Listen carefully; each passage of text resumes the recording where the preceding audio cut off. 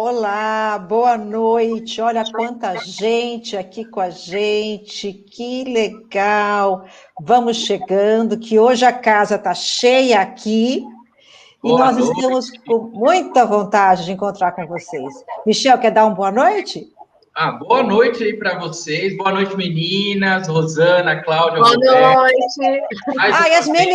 as meninas, vamos lá. Boa noite, Michel, menino. Menino e meninas. É, isso aí, aqui é assim. Eu quero agradecer a presença de vocês. Vamos lá. Boa noite, Michel, menino. Eu acho que deu um delay aí, não? Tá tudo Deu. certinho? Não sei. Deu, eu escutei. Tá. Então, assim, quero agradecer a presença de vocês, né? E muito obrigado às pessoas que estão chegando na live. Pega esse link, pode compartilhar com os amigos, com a família também, para quem se interessa por conteúdo que elas vão disponibilizar hoje. Então, para quem não me conhece, meu nome é Michel Caldeira, tá? Eu sou da agência U-Box, eu cuido aí de toda a parte de marketing da Roberta Bock, tá? E hoje eu estou aqui no meu espaço aqui da agência. Nas lives passadas eu estava em casa, né? Mas agora a gente já voltamos nas atividades. Então, muito obrigado, vou passar a palavra para vocês. Até mais. Obrigada, Michel, pela parceria de sempre, viu? Fica aí com a gente aí nos bastidores, hein? Que a gente vai precisar de você para socorrer as meninas. Pessoal, boa noite, boa noite. Coloca aí para a gente da onde que vocês são. Enquanto a gente está esperando o pessoal entrar, a gente vai vendo da onde que vocês são. Vamos ver aqui. Pará, gente, olha, Pará, Bahia, Minas Gerais, Campina Grande, Paraíba, São Paulo, vamos ver, Minas Gerais, uau, Cumaru, Pernambuco, ô Nordeste, Rio Grande do Sul, muito bem-vinda, Rio Claro, eu acho que é Rio Claro, ou Rio Claro, acho que é Rio Claro, Rio Claro, São Paulo, também aqui embaixo. A Elizabeth me colocou 2 vezes. Muito bem, Elizabeth. Jundiaí, que mais? Bahia, São Paulo. Rio de Janeiro. De Arujá, Roseli, pertinho aqui do meu ladinho. Paraíba, Belo Horizonte, Ceará. Jesus do céu, quanta gente boa. Paraná. Nem cheguei em Taubaté ainda, menina. São Paulo, Bahia, Patos, Paraíba, Rio de Janeiro, Arujá também, Ana Patrícia, Taboão, Taubaté, Valentina, Salvador, Campo Grande, Rio de Janeiro. Travado, a Carla está travada. Carla, dá tempo de você dar um reset, que a gente vai fazer dar um tempinho aqui, Carla. Dá um reset aí.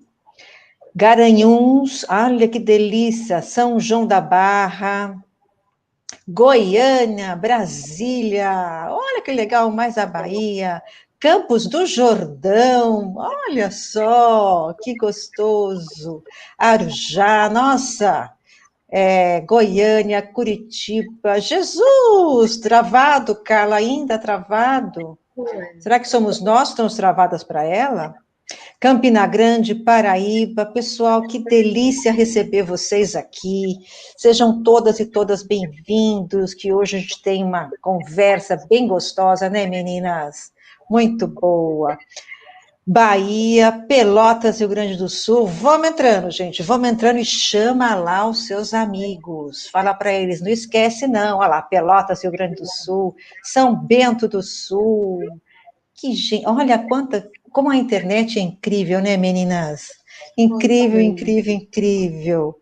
Taboão da Serra, não é? Espírito Santo. Pessoal, deixa eu contar uma coisa para vocês, que vocês estão entrando aí. Hoje nós vamos ter um tema bem legal para conversar aqui, que vocês já sabem, né? Já estão sabendo. Olha lá, Bia diz que não carrega, Bia. Dá um reset aí que a gente espera.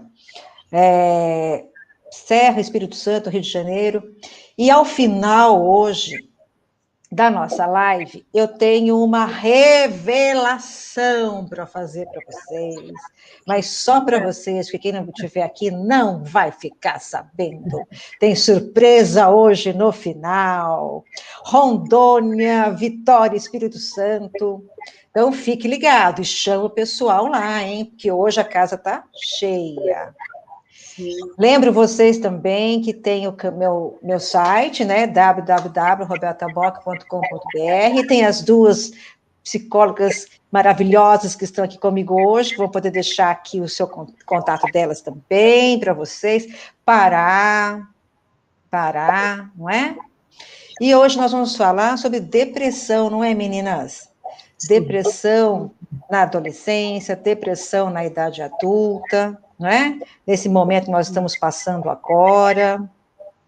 Olha que delícia, que delícia. Eu vou começar ao Porto Alegre. Acho que eu vou começar aqui fazendo a apresentação aqui das meninas, a minha apresentação, a apresentação das meninas, não é, meninas? Sim. O que vocês acham? Vamos? Assim, olha, vamos combinar umas coisinhas aqui entre a gente. Vocês podem ir colocando as questões no chat, e depois a gente vai responder no final. E se a gente ficar um pouco mais do tempo, não tem problema, a gente responde com calma, tá? Fiquem tranquilos. Jacareí, olha lá a Rosângela de Jacareí. A Gabriela falando que nós somos lindas. Ai, amei, Gabriela. Michel já me chamou de menina, agora você fala que nós somos lindas. Ai, meu Deus do céu. Então, vamos lá, vamos conversar. Vamos embora. Quem fala aqui com vocês é a Roberta Bock. Eu sou formada na área da educação, com doutorado na área da educação, na PUC, na área de políticas públicas, e sou especialista em neurociência aplicada à educação. Tá?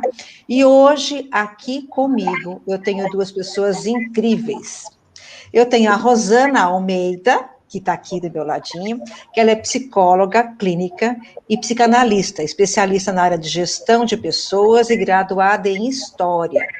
Eu tenho também a Cláudia Maria de Carvalho, psicóloga clínica, especialista em psicossomática e formada em terapia cognitivo-comportamental. São as duas feras que vão conversar com a gente aqui. E aí eu vou tomar a liberdade de me apresentar daquela forma que eu me apresentei da última vez, para aquelas pessoas que não conseguem nos enxergar, né? Então, eu, Roberta Bock, sou uma pessoa de cabelo escuro, bem curtinho, uso óculos, estou com uma camisa estampadinha, atrás de mim, eu estou na minha casa, o escritório de casa tem uma estante com livros, tem algumas fotos, tem umas flores, um abajur, tá? Essa sou eu, estou assim, minha pele é clara, e estou aqui para conversar com você. Tá? Agora eu vou passar para Rosana e para Cláudia, para que elas também dêem boa noite delas para vocês, tá? Rosana? Olá, pessoal, boa noite. Que prazer estar aqui novamente com vocês, né? Receber esse carinho de vocês, né? E a gente está podendo compartilhar a nossa fala aqui, que vai ser sobre a questão da depressão nos dias atuais. Como é que a gente está se colocando diante, né, dessa pandemia e de questões tão atuais, né? É isso. Sejam bem-vindas. É isso aí. A sua autodescrição para aquelas pessoas que não estão nos vendo? Sim. Vamos lá. Eu uso óculos, meu cabelo é um castanho mais escuro, estou com um macacão azul marinho, estou com umas bijuterias aqui em prata, uso óculos. É isso. Muito bom, muito bom. E aí, Cláudia, minha querida Cláudia, vamos lá? Boa noite, pessoal. Eu sou a Cláudia Carvalho, psicóloga clínica, atendo adolescentes e adultos. Estou muito feliz por poder participar dessa live e contribuir para o esclarecimento desse transtorno tão sério que assola tanta gente hoje em dia, principalmente agora na pandemia, né? E só tenho a agradecer esse convite para você, Roberta, e você, Rosana. Vamos lá, vamos ver se a gente consegue aí dar conta de atender essa demanda. Obrigada, meninas. Obrigada, meninas. Eu quero agradecer aqui em público a parceria de vocês. Sem vocês, isso não seria possível. Muito obrigada, tá? Olha, já tem até pergunta aqui. A gente nem começou a falar, já tem até pergunta aqui. A gente vai responder, pode ficar sossegada, tá? Então, acho que já deu tempo aqui para as pessoas começarem a entrar, já tem 10 minutinhos. Eu acho que a gente pode começar a falar, né, menininhas? O que vocês acham? Pode ser? Vamos lá? Então, vamos lá. Eu vou fazer uma pequena introdução aqui para vocês, falar um pouquinho do tema, para depois passar a bola para as meninas da área de psicologia, tá bom? Bom, primeira coisa, depressão não é frescura. Eu quero começar falando isso, porque a gente, às vezes, ouve muito isso. Tá? Ai, fulano está com depressão. Ai, na minha época não existia isso. Ai, ela está querendo aparecer. Ah, quer saber? Dá um tranco nela que ela fica bem. Não é isso.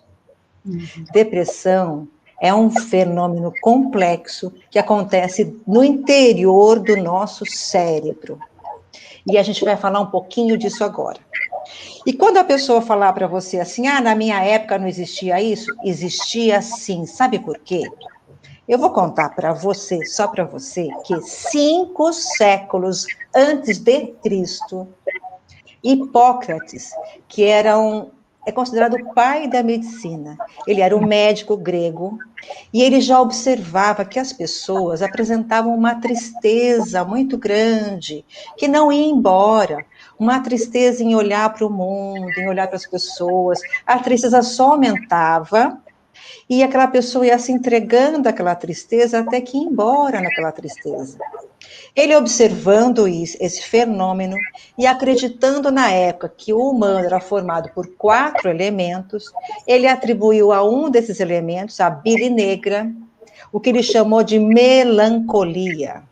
A melancolia é a nossa depressão. Isso 5 séculos antes de Cristo. Então, como que alguém pode falar, no meu tempo isso não existia, né? Depois, os séculos foram se passando, o tempo foi passando.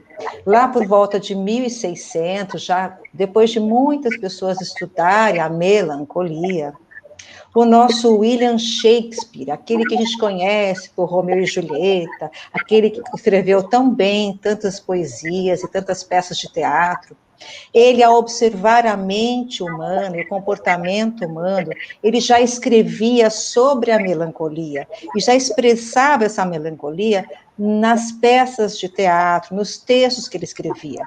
Quando ele escreveu Hamlet, ele colocou uma frase no texto que eu vou ler para vocês, que fala o seguinte: quão cansativos, velhos, superficiais e não proveitosos parecem-me todos os objetivos desse mundo. Isso significa que ele estava descrevendo uma pessoa que já não queria, já não achava mais beleza na vida, que estava já se desligando dessa vida. Isso lá em 1600, Shakespeare deixou registrado. E os seus textos são atuais até hoje, não é isso? Então, não é coisa que não existia antigamente. Uma busca rápida hoje, no ano de 2021, depois de Cristo, uma busca rápida agora, no Google, eu fiz isso antes de a gente entrar aqui. Com a palavra depressão, você encontra mais de 28 milhões de pessoas pesquisando sobre depressão. Isso significa que tem muita gente querendo saber, muita gente sofrendo silenciosamente com a depressão, ou assistindo alguém do seu lado sofrendo. Se eu mudar essa busca para o Google Acadêmico, que é uma plataforma, entre outras, que revela os artigos acadêmicos que são escritos, as pesquisas que são feitas de determinado tema, se eu jogar no Google Acadêmico a palavra depressão, eu consigo mais de 504 mil artigos falando de depressão. Então, é motivo de pesquisa. Ela existe, ela está posta. A depressão é uma doença complexa, tá? E ela resulta de alterações químicas no interior do nosso cérebro. Então, vamos explicar isso um pouquinho para vocês. Nós temos um padrão mental, um padrão de impulsos nervosos no nosso cérebro. Nós temos uma massa encefálica, nós temos regiões específicas do nosso cérebro, nós temos funções específicas, e há uma comunicação entre essas funções e essas regiões através dos neurônios, dos padrões impulsionados pelas correntes nervosas, que fazem o movimento de substâncias químicas no cérebro. Quando esse padrão mental está equilibrado, ótimo. Por exemplo, eu estou aqui agora conversando com vocês, então tem um padrão mental meu aqui, me organizando as ideias, o que eu vou falar, como eu vou falar. Tudo isso é um padrão mental esperado, dentro da normalidade. Quando eu vou andar de bicicleta, quando eu vou comer, quando eu vou beber uma água, quando eu vou pensar em algo, quando eu vou sonhar, existe um padrão mental para tudo isso. Esse padrão mental leva em consideração os impulsos nervosos e as substâncias químicas que estão pelo nosso cérebro, ok? Quando esse padrão mental vai bem, tudo bem. Quando ele entra em desequilíbrio, alguma coisa aí está acontecendo. Se esse padrão mental entra em desequilíbrio durante muito tempo, é provável que tenha alguma coisa um pouco mais errada no meu cérebro. Há um transtorno nesse padrão cerebral, e um desses transtornos pode ser a depressão. O nosso cérebro, ele precisa de alguns neurotransmissores para ele se desenvolver, essas substâncias químicas que passeiam pelo nosso cérebro. E existe um neurotransmissor chamado serotonina, que é um neurotransmissor responsável por equilibrar, entre outras coisas, o nosso humor, o nosso sono, o apetite, o ritmo cardíaco, a temperatura corporal, a sensibilidade, a dor. Vejam, se tem um desequilíbrio nesse neurotransmissor, nessa movimentação desse neurotransmissor no nosso cérebro, essas funções ficam prejudicadas. Eu fico com o humor alterado, eu fico com o sono alterado, eu fico sem apetite, não é? Outro sistema no nosso cérebro que também pode ser afetado com a depressão é o sistema de recompensa. O que é o sistema de recompensa?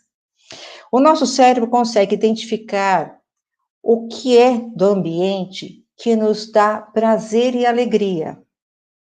E ele nos dá um indicativo de consumir isso. Por exemplo, eu estou triste, eu estou cansada, mas eu sei que andar de bicicleta me faz bem, então eu vou andar de bicicleta, eu fico feliz, eu produzo dopamina, que é o neurotransmissor da felicidade, do prazer. Eu vou ali, tomo uma taça de vinho, só uma taça, viu gente, a garrafa inteira não serve. Tomo uma taça de vinho, aquilo me dá alegria, me dá prazer. Então, eu tenho algumas coisas na vida, até comer um bolo de chocolate, me enfiar num doce de abóbora e por aí vai. São coisas que me dão prazer, me dão alegria. O meu cérebro produz dopamina e eu fico alegre, feliz. Eu vou equilibrando a minha vida assim. Mas quando existe um desequilíbrio nessa liberação de dopamina ou na captação, eu não consigo identificar essas fontes de prazer e alegria. Eu só vejo tristeza. Tudo é triste para mim, tá? Então, veja, eu posso ter um desequilíbrio da serotonina, eu posso ter o equilíbrio da dopamina.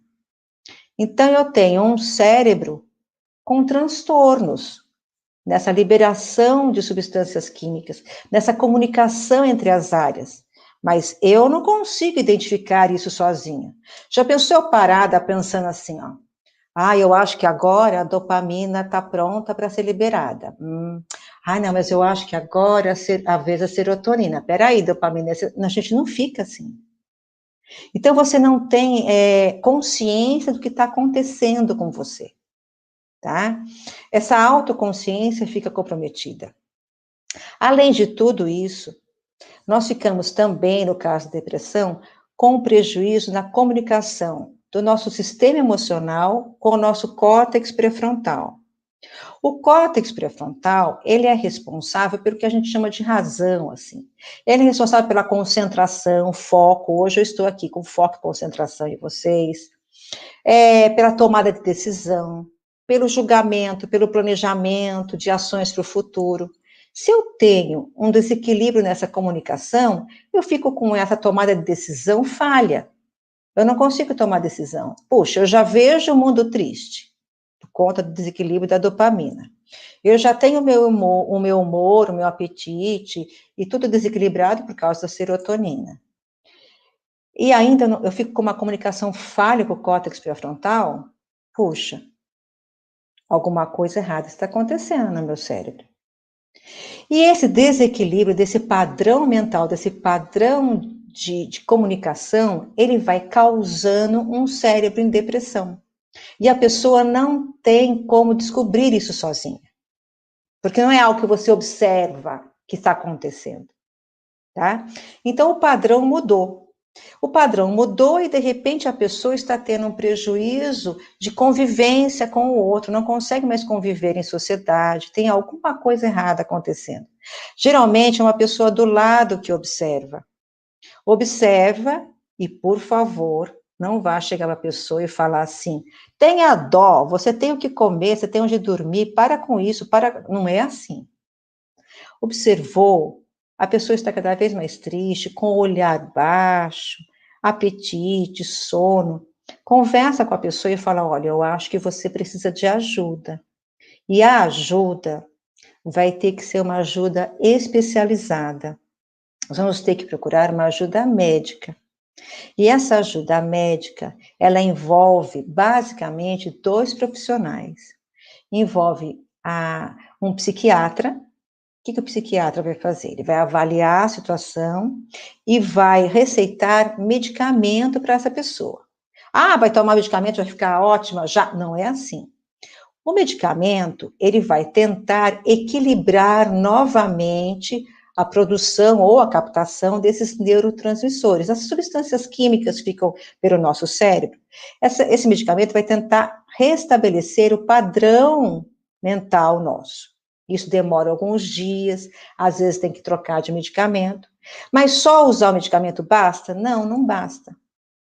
É preciso também tentar acessar o nosso inconsciente, tentar acessar as memórias, ressignificar essas memórias e tentar até encontrar algum gatilho mental que levou àquela depressão. Porque a depressão, ela pode ter o fator genético? Pode. Ela pode ter uma influência do meio? Pode. Ela pode ter um gatilho que provocou a depressão? Pode. Então, o psiquiatra, junto com o psicoterapeuta, nessa hora, é fundamental, porque um vai medicar, e em conversa com o outro, que vai conversar, que vai conduzir novamente os pensamentos dessa pessoa, que, na verdade, essa pessoa vai ter uma nova aprendizagem. Esses 2 profissionais juntos podem, sim, devolver a essa pessoa uma condição, uma qualidade de vida que ela estava perdendo. Caso contrário, a pessoa vai cada vez mais mergulhando nessa tristeza. Então, vejam que, na verdade, tudo isso que eu falei para vocês é um fenômeno químico que acontece no interior do nosso cérebro. Ele não está fora de nós, ele não é coisa que nós inventamos, não é nada disso, tá? Ele está aqui dentro. E ele pode ser tratado. Por quê? Por profissionais da área dessas 2 pessoinhas lindas que estão aqui com a gente, tá? Então, agora elas vão conseguir falar para vocês um pouco mais de como isso ocorre na visão da psicologia, né? E eu vou passar, então, a bola para a Rosana. Rosana, é com você. Vamos lá. Bom, em relação, né, a essa questão da adolescência, né, eu quero começar a falar só um pouquinho numa introdução, né, do que vem a ser essa adolescência, né, porque no decorrer da história, o infantil não possuía um lugar definido, e quanto mais a adolescência, que é algo mais contemporâneo. E ainda, a adolescência, ela é vista como uma fase de transição, é a saída do infantil para a passagem da fase adulta. Esse é o adolescente, esse é o lugar em que fica esse adolescente. É um vir a ser. Ocupar este lugar de adolescer é poder lidar com esta desordem, conflitos e uma inquietude que não se pode manejar. Está além desse adolescente manter esse controle. Por isso que a gente fala que são vários conflitos que vão surgindo neste momento, nessa transição, é sair dessa infância para poder caminhar para uma fase adulta. O sintoma, ele aparece como um nó que enlaça esse adolescente, né? E é marcado como não saber, porque ele realmente não se dá conta e não sabe o que está acontecendo. São várias questões que estão vindo para esse desenvolvimento, tanto psíquico quanto corporal. E ele não se dá conta do que acontece com ele, porque ele vai vivendo. Ele continua, ele vai fazendo as coisas dele, ele não se dá conta de como ele se encontra com os conflitos dele, com as tristezas dele, né? Então, é um não saber. Não dá para falar na angústia somente como um diagnóstico e medicalização, mas a importância do falar e ser escutado, enquanto um caminho para que se possa construir uma identidade. Então, essa adolescência, por vários conflitos que surgem, além de ser diagnosticado com algumas questões que a gente vai estar mencionando, né, diagnosticado e medicado, ele precisa ter um espaço de fala, ele precisa ser escutado. O adolescente atravessa sua história como um desafio a se desvendar, cheio de indagações sobre os seus desejos e como um lugar para chamar de seu, né? Porque, na realidade, ele larga um lugar que ele tinha com esses pais, um lugar de aconchego, um lugar de proteção, e vai para um outro momento, né, onde ele está se buscando, ele está querendo se conhecer, ele está querendo entender o que está acontecendo com ele. Então, é uma busca de identificação. Quem eu sou? O que está acontecendo comigo? Né? Então, ele está o tempo todo buscando, mas na maioria das vezes, ele não dá conta, ele só percebe os conflitos. Primeiro que são os conflitos com os pais em casa. É esse um não entendimento, né, que fica da ordem do insuportável, tanto para esse pai, para essa mãe, ou a pessoa que estiver mais próxima dele, quanto dele. Porque vira, na realidade, um ringue ali de quem sabe mais, o que está certo, o que está errado. E esse conflito vai aumentando, tanto para ele quanto para essa família.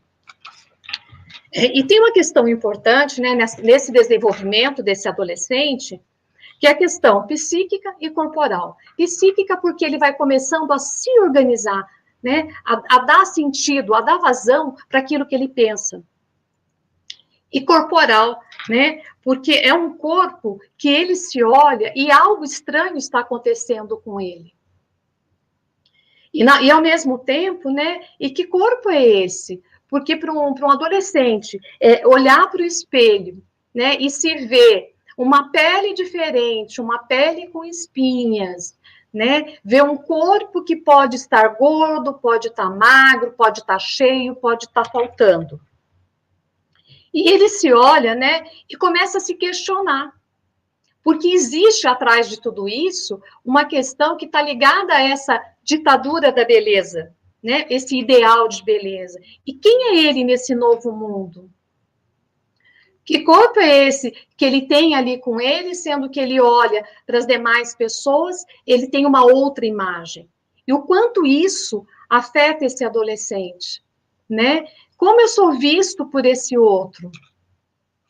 Como eu gostaria de ser visto por esse outro, né? Então, ele vai assim, existe-se um padrão, né?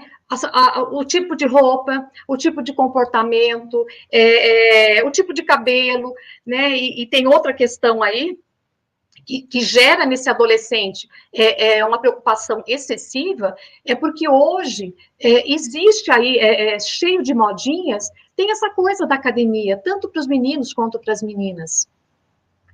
E aí, talvez, numa idade uma adolescência um pouco mais para frente, né, que existe essa preocupação com esse corpo, de estar bombado, de estar com aquele corpão, de fazer presença, né, para as meninas, né, e as meninas para os meninos. Como é que fica isso? Como que eu lido com isso? Eu não sou nada disso. Eu sou pequenininho, né, os meus objetivos são outros. Eu estou além do meu corpo, né? Eu estou pensando em estudar, eu sou uma pessoa mais pro lado do intelectual, e como é que eu lido com tudo isso que está acontecendo? Né? E também começa a entrar essa coisa do olhar para o outro, sexo oposto, ou não, né? Mas esse olhar para o outro. Como é que ele se vê nisso? Né? Então, existe sim uma excessiva preocupação com esse olhar do outro, né? E quem é esse outro? Por que eu me incomodo como essas outras pessoas estão me vendo, estão me olhando, o que estão achando de mim? O que eu sou para essa pessoa que, de repente, eu estou paquerando, eu estou gostando, né? Que significado eu tenho para essa pessoa? Porque eu não sou aquela pessoa da moda. Né? Porque sempre tem aqueles mais populares, eu não faço parte disso, eu estou num outro caminho, eu sou uma outra pessoa, né? Como é que eu lido com isso? Então, na realidade, todos esses conflitos vai surgindo e vai fazendo sintomas nesse adolescente, né? É através desses conflitos, é o desamparo que ele começa a sentir, porque ele está numa fase de transição.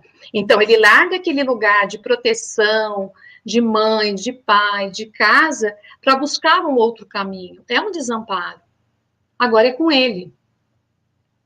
E, ao mesmo tempo, né, ele perde, quando ele sai dessa infância, desse infantil, ele perde privilégios.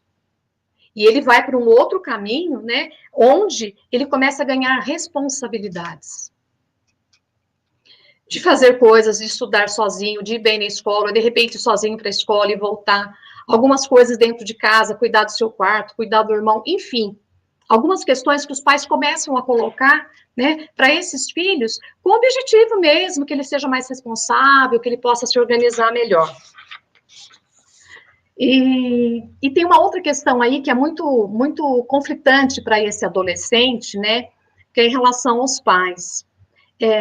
Porque ele deixa de ver esse pai e essa mãe como um mito do pai herói, a mãe que sabe tudo, aqueles que dão um jeitinho para tudo, que tudo resolve. Então é como se isso desencantasse para ele. Aí ele vai olhar para esse pai, para essa mãe, poxa, eles não sabem tudo.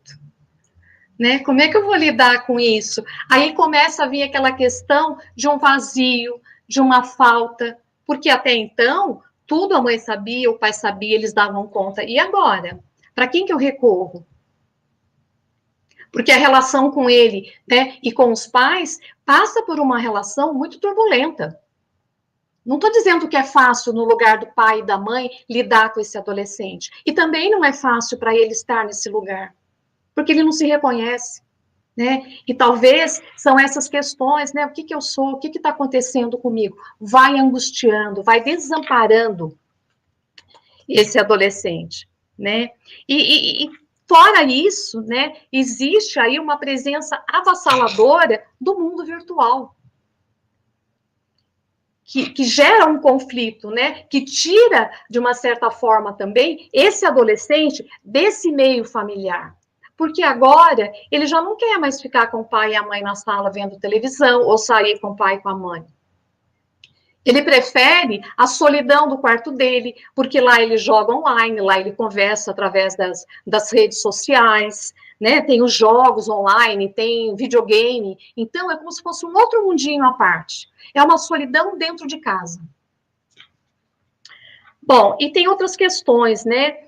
A escola, a faculdade, trabalho, enfim, são novas maneiras dele se inserir no contexto social.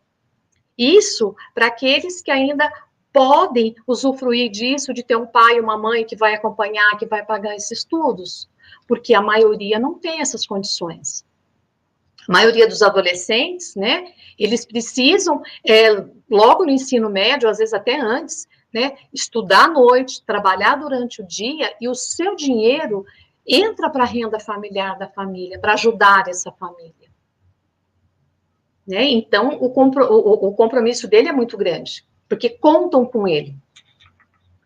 Eu queria mencionar aqui só uma coisinha de um filme, eu não sei nem se a gente chegou a falar dele, né, quando a gente estava conversando, mas é o filme Náufrago, do Tom Hanks, né, que eu não vou contar para quem não assistiu, mas é assim, ele se encontra numa ilha sozinho, né, e nesse filme mostra, né, o quanto nós somos seres enlaçados pelo outro, enlaçados pelas questões sociais, né, e como essa pessoa vai se sentindo uma solidão tamanha, enlouquecedora nesse local, nesse lugar, né, e de repente ele cria um objeto, né, que vai fazer uma borda para essa solidão, né, ele cria essa bola, né, que nem lembro mais o que era essa bola, mas é através dessa bola que ele vai poder conversar, ele vai falar, é como se é um objeto que está ali, mas que na realidade borda, né, essa solidão para não enlouquecer, né, e eu acho que tem tanta coisa para ser falada, mas eu gostaria de já aguardar os comentários de vocês, né, as questões que vocês vão estar trazendo também, mas é isso, o adolescente ainda é uma descoberta, está aí para ser descoberto, né, talvez quem está aqui, que é mãe, que é pai, né, ou adolescente, né, é também a gente poder retomar um pouquinho esse nosso lugar de adolescente, né, e como a Roberta falou, não dá para a gente avaliar o que foi a minha adolescência, o que foi a dos meus pais. São outros momentos, é um outro lugar a se ocupar, né? E acho que esse adolescente, ele está num lugar de desejar, de se descobrir, de muitos conflitos, né? Então, é ele poder falar desse conflito, é ele poder ter esse espaço na terapia, né? Talvez essa mãe poder perceber, ou alguém mais próximo a ele, poder perceber o que está acontecendo, marca um horário, conversa com uma psicóloga, conversa com alguém, vamos junto, né? Ver o que está acontecendo, né? Depois essa criança vem e ela vai poder falar, ela vai poder ser escutada, porque quantas coisas eles precisam falar, né? E como é que eu conto isso para minha mãe? Né? Então, eu acho que é isso. Obrigada. Nossa, Rosana, perfeito. A bola era o Wilson. O Wilson. É o Wilson. Tá vendo? É o Wilson. Perfeito falar dos adolescentes. Perfeito. Obrigada, Rosana. Agora a Cláudia vai falar com a gente, né, Cláudia? Isso, agora chegou a minha vez. Primeiro eu queria mandar um beijo para os meus pacientes que eu estou vendo aqui, que estão nos apreciando, né? E para uma amiga de Portugal, que a essa hora da noite lá, ela está também assistindo a nossa live com muito orgulho. Um beijo, Ruth. E um beijo para a Rose também, que está assistindo a gente de Taubaté. Eu acho que primeiro eu gostaria de colocar, né, até para diferenciar um pouco, que é tristeza e depressão, porque eu acho que existe muita dúvida entre essas duas coisas, né? Eu estar triste ou eu estar deprimido. Então, vamos falar primeiro o que é tristeza. Tristeza, gente, é uma emoção inata a todo ser humano, super necessária para a gente se olhar mais, para a gente se ver mais e se transformar, né? Eu acho que quem viu aquele filme Divertidamente pode entender um pouco do que eu estou falando, né? Falando de filmes, né? Ela é super necessária. Então, eu posso estar triste porque eu perdi alguém querido, eu perdi meu trabalho, eu desfiz um relacionamento, sei lá, eu tive um problema aí que me deixou triste. Ok. Agora, depressão é outra coisa. Depressão é uma patologia, como muito bem explicado pela Roberta, né? Uma patologia bastante complexa, que envolve fatores genéticos, psicológicos, ambientais, neuroquímicos, né? Que acabam, assim, deixando o paciente com uma série de sintomas, né, que vão muito além da tristeza, né? Então, o paciente deprimido, ele tem tristeza? Tem. E segundo o DSM-5, que chama depressão de transtorno depressivo maior, eu vou falar uma série de indicadores, né, da depressão, e dentro desses indicadores, para a gente ter um diagnóstico de depressão, a gente precisa ter pelo menos 5 desses indicadores presentes, e no mínimo por 15 dias, tá? Então, vamos lá. O paciente deprimido, ele é triste, mas ele também sente um vazio muito grande. Ele perde interesse por várias atividades, inclusive até pelos cuidados com ele mesmo. Ele tem dificuldade para tomar decisões, tem sentimentos de culpa, tem problemas de sono, que podem tanto ser, ele pode ter muito sono ou ter pouco sono. Ter alterações de apetite, como comer demais ou comer de menos. Tem um humor irritável, normalmente a pessoa está muito irritada, aí os familiares acham que a pessoa está meio chata, tal, mas muitas vezes ela está deprimida, né? E muita gente, por conta de desinformação, acha que essa pessoa está querendo largar o corpo lá, está preguiçosa e tal, porque muitas vezes o indivíduo não quer sair nem da cama, né? Ele não tem vontade, ele tem um cansaço intenso, uma falta de energia, né? Então, aí, muitas vezes, o adolescente, principalmente, né? Os pais pegam muito no pé e tal, mas é uma doença séria. E em relação ao adolescente, eu acho que isso vale muito para os pais e profissionais das escolas, né? A gente tem que estar atento, porque um outro indicador de depressão é comportamento autolesivo. Então, os adolescentes, eles se machucam. Então, se um adolescente está calor e ele está usando roupa muito fechada, escondendo o braço, tomem cuidado, porque provavelmente pode estar acontecendo alguma coisa aí. Principalmente se ele teve mudanças de comportamento nesses últimos tempos, ele era falante, passou a se fechar mais, ele está participando um pouco da vida de casa, não está? Como é que ele está reagindo, né? E não só braço também, viu, gente? Eu tenho um paciente que cortava as pernas. Então, a gente precisa estar muito atento a esses comportamentos autolesivos. E, por último, né, que eu acho que é o principal, é ideação suicida. Eu tenho casos no consultório que a família só vem saber que o paciente, principalmente adolescente, né, está num quadro depressivo quando eu tenho que fazer um contato para comunicar que existe um perigo de suicídio, né? Porque o paciente já tem ideação, ele já começa a falar para mim assim, eu me imagino fazendo isso, aquilo, ou já tenta mesmo, né? Então ele pega comprimidos, toma uma quantidade tal lá, aí a família só vai ver, ele está passando mal, tem que levar para o hospital, vai descobrir no hospital que tomou uma certa quantidade de comprimidos, né? E aí, gente, tem que buscar ajuda. Eu acho que, em termos familiares, a gente tem que buscar ajuda muito antes de chegar nessa etapa aí, de chegar numa ideação suicida, né? Vamos começar a prestar atenção nos seus filhos, principalmente essa adolescência que eles estão muito dentro de quarto ultimamente, na pandemia eu acho que isso se acentuou, né? Mas dá uma olhadinha, né? Vai ver o que eles estão vendo, tenta bater um papinho. Sei que adolescente é muito chato, não quer falar muito, é mais fechado, né? Mas é importante que a gente faça essa investigação e observe, porque, assim, é muito triste quando eu tenho que comunicar a uma família que o adolescente está prestes a se matar.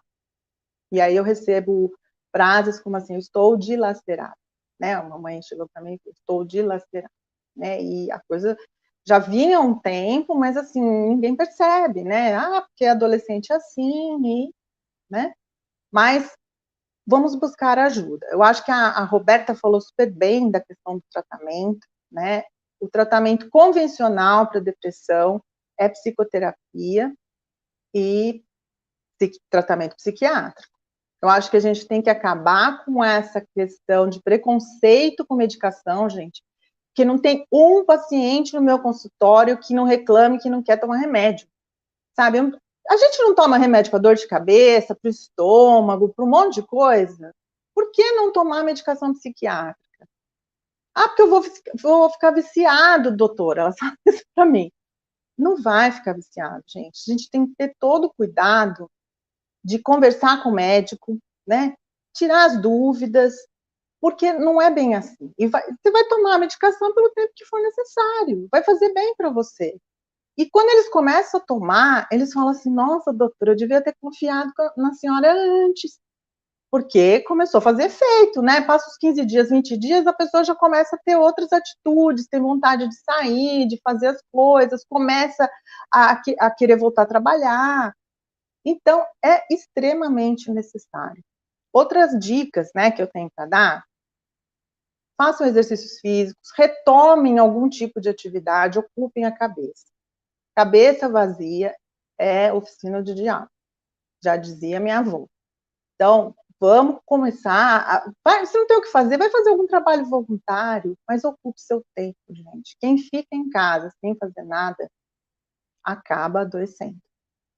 Né? E uma última fala que eu tenho para colocar aqui para vocês seria sobre um outro tipo de depressão que eu estudei na psicosomática francesa, do Pierre Marty, que é a depressão essencial ou depressão branca.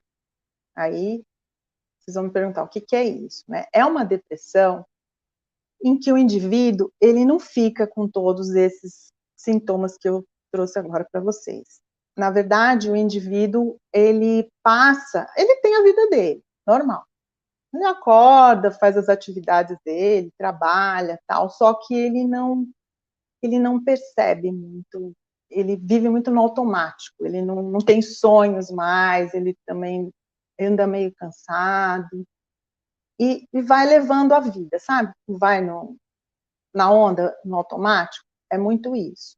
Esse tipo de depressão, que eles chamam de depressão essencial, depressão branca, eles são estados mentais que antecedem doenças muito graves, tipo infarto fulminante, um câncer daqueles devastadores, né? E é muito importante que a família esteja atenta, porque é um tipo de depressão que acontece muito em idoso, né? O idoso que, principalmente agora no isolamento social, né? Eles vão lá tocando a vidinha deles, mas quando você vê, a pessoa já está muito deprimida e pode, às vezes, ter uma doença aí fatal de uma hora para outra. Eu não vou me adentrar muito nessa questão, porque tem muita coisa para falar, né? Mas outra coisa também que é comum aos dois tipos de depressão que eu falo é a falta de sonhos, né? De expectativas, de planos. A gente precisa ter expectativas e planos futuros, né? Eu preciso sonhar, porque quem não sonha e não tem objetivos na vida também está adoecendo. Tá bom, gente? Era isso. Gente, que delícia ouvir vocês. Nossa, que delícia. O pessoal está aqui com muita pergunta que o Michel vai puxando para a gente, vai puxando para a gente. Olha aí, ó. Vamos lá, pessoal. Meninas, vamos responder algumas perguntas aqui e vamos, que eu acho que vai dar tempo de dar conta delas. Olha, a Dani Silva, ela coloca para a gente assim: por que as mulheres são mais propensas a adquirir depressão, entre outras doenças emocionais? O homem tem depressão, sim, mas o homem eu acho que fica quietinho, né, meninas? O homem eu acho que não vai procurar ajuda. O que vocês acham? Qual de vocês vai corresponder aí? Eu posso responder. Eu acho que a Opa. mulher ela é educada a falar mais sobre suas emoções, né? E o homem ao contrário, tanto que tem muito homem que tem vergonha de chorar, né? Então eles choram escondido e tal. Mas isso não quer dizer que eles não passem por problemas emocionais também, né? Então a depressão ela pode aparecer tanto nos homens quanto nas mulheres. A gente não tem um índice assim agora para dizer, mas talvez eles escondam mais, como você falou, Roberto. Isso aí, vamos ficar atento, Vamos lá para outras perguntas. Vamos separar aí outra, Michel. A Rosângela Oliveira. Depressão dói demais. E tem pessoas que aumentam ainda mais esse sofrimento com assédio moral. É aquela história que eu falei para vocês no começo, que eu comecei a nossa fala falando depressão não é frescura. Foi a primeira coisa que eu falei para vocês, não é? O que vocês querem falar, meninas, dessa questão do assédio moral? É verdadeira isso, as pessoas sofrem muito com isso. Sim, porque na realidade o assédio moral é uma invasão, né? Você se sente invadido por esse outro, seja qual for a maneira que foi esse assédio, né? Você se sente invadida, você já está no momento de depressão, deprimida, e passa por isso, você não se sente respeitada, pelo contrário, você se sente invadida. E a tendência é isso mesmo, aumenta. Talvez precise retomar, né, a consulta, mudar a medicação, né? E só uma coisinha para complementar a pergunta anterior, né, Roberta, a questão Sim. da mulher. A gente que é mulher tem um outro fator importante, né? Numa certa idade, nem precisa ser muito, a nossa taxa hormonal, ela vai abaixando, vai abaixando, vai abaixando. E a depressão vai chegando também. Né? Então, a mulher aí com seus 40 anos, né, já deu uma baixa e tende a baixar ainda mais. É isso mesmo, Rosana. E aí vem a menopausa, e aí vem as cobranças, e aí vem as mudanças no corpo e tudo mais, e isso pode causar depressão, sim. E né? como Isso lidar, é muito bem colocado. E como lidar com esse envelhecer, que também é um outro momento difícil. É o outro momento, exatamente. É isso mesmo. A Gabriela Mello, olha, a Gabriela falou assim: acredito que a depressão, assim como muitas síndromes, vem de tempos antigos, porém, só agora estão sendo diagnosticadas. É isso mesmo. Quando eu comecei a falar, falei da melancolia para vocês, no século V antes de Cristo já se observava isso, né? Então, há quanto tempo a humanidade caminha com essa tristeza, né, que não passa, não é, meninas? Não é isso? Sim. É que hoje pode se Exatamente. nomear, né? Hoje a gente pode nomear os sentimentos, né? E até então não tinha isso, né? E agora também, na época da pandemia, isso é mais complicado, né, meninas? Isso é mais complicado porque as pessoas estão isoladas em casa, né? Isso também provoca alterações no emocional, né? E a pandemia Não, acaba sendo um dispositivo, né, para isso. é o gatilho, né? Que a gente É o já pode ser gatilho. o gatilho. É isso mesmo. Eu acho que Vamos a outras pandemia perguntas? é uma questão do isolamento social, né? Eu acho que isso faz toda a diferença para o ser humano, né? O Freud falava que o ser humano é um ser de relação. E ele tinha É um toda a ser social. razão. Nós precisamos do outro, não tem jeito. Até quando a Rosana falou sobre o Wilson, né, do filme, ele precisou criar aquele personagem para ele conseguir manter a sanidade dele, né? Então, essa pandemia está adoecendo muitas pessoas justamente por isso. Hoje a gente tem visto até muitos idosos, né, que acabaram se isolando demais, os filhos não vão ver e tal, e que acabaram adoecendo mesmo, né? Não só de depressão, como outros quadros. E então fica cada vez mais claro que esse contato pessoal, principalmente, é super necessário para o ser humano, senão a gente pode adoecer. Sim, somos seres sociais, isso mesmo.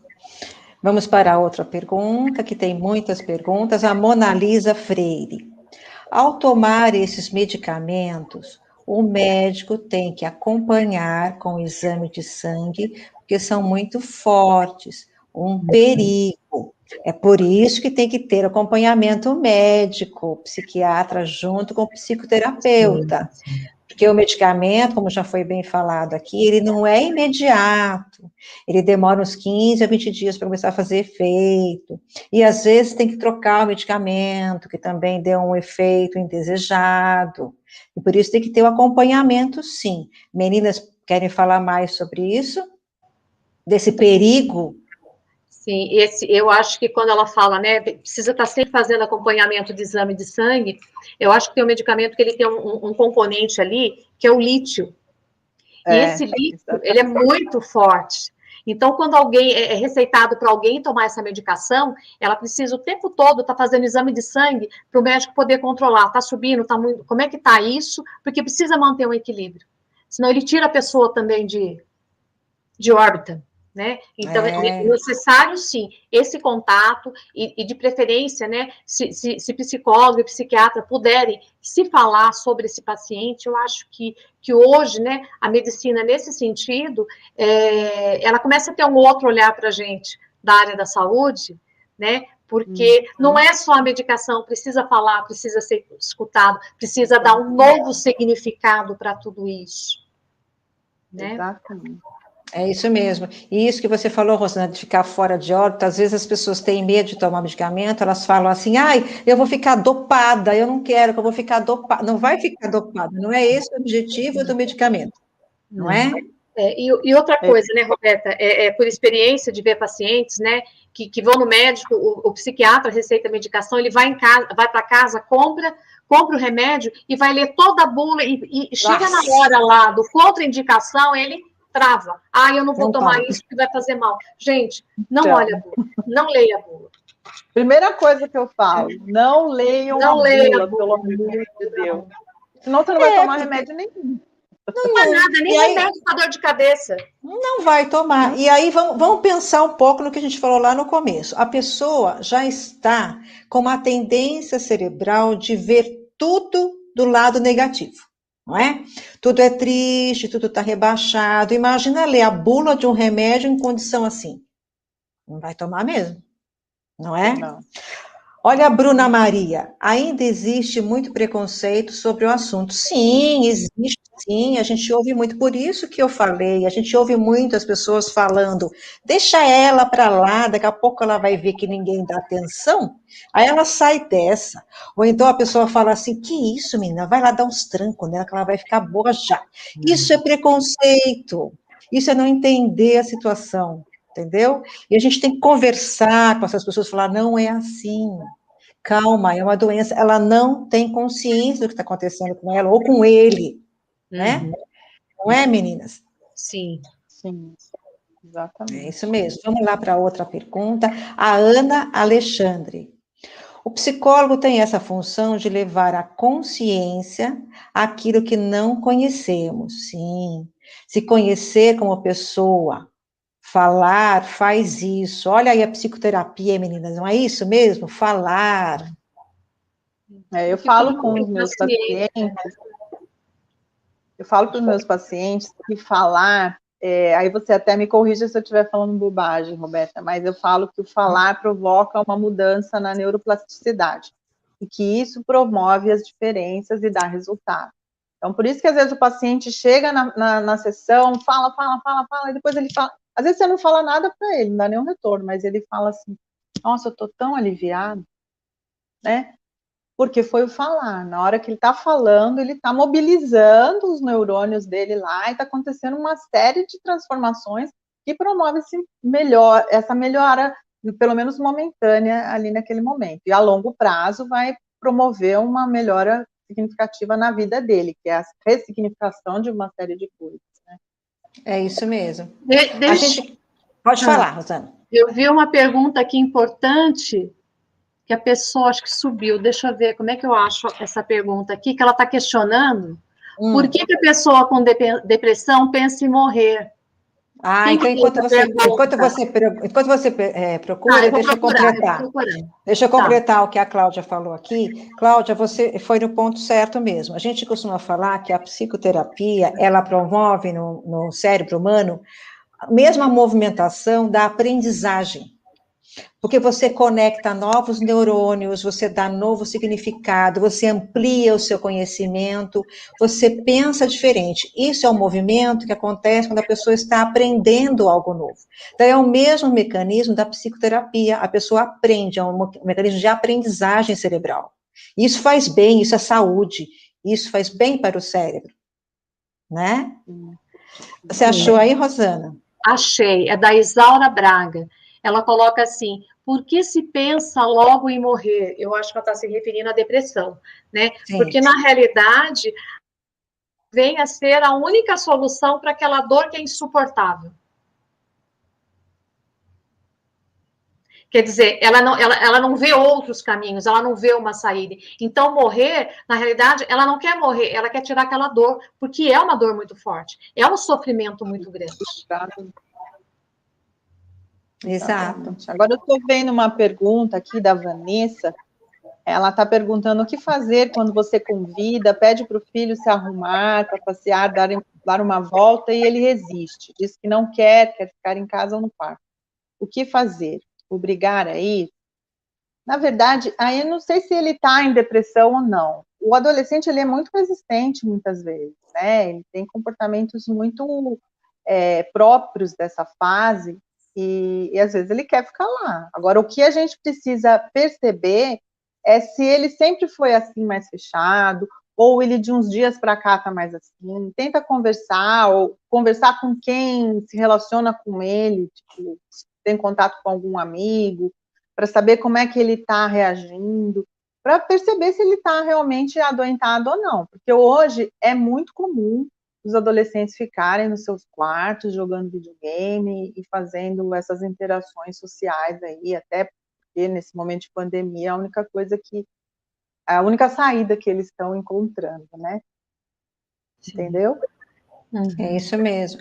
Michel, eu sei que você está seguindo uma ordem de questões aí, e eu penso que deve ser assim mesmo, mas puxa para a gente só essa pergunta agora, 7h59, do Denis Guedes. Vê se você consegue puxar aí para nós, que eu quero colocar ela aqui. Você conseguiu? Aqui, 7h59, aí. O Denis Guedes coloca assim, meninas. Estou aqui aprendendo com vocês, mas tem uma antes, a 7h59, ele coloca assim, e quando não se vê mais saída? E aí eu vou voltar um pouquinho na minha fala e vou pedir para as meninas, isso, essa mesmo, vou pedir para as meninas completarem, por quê? Vamos pensar.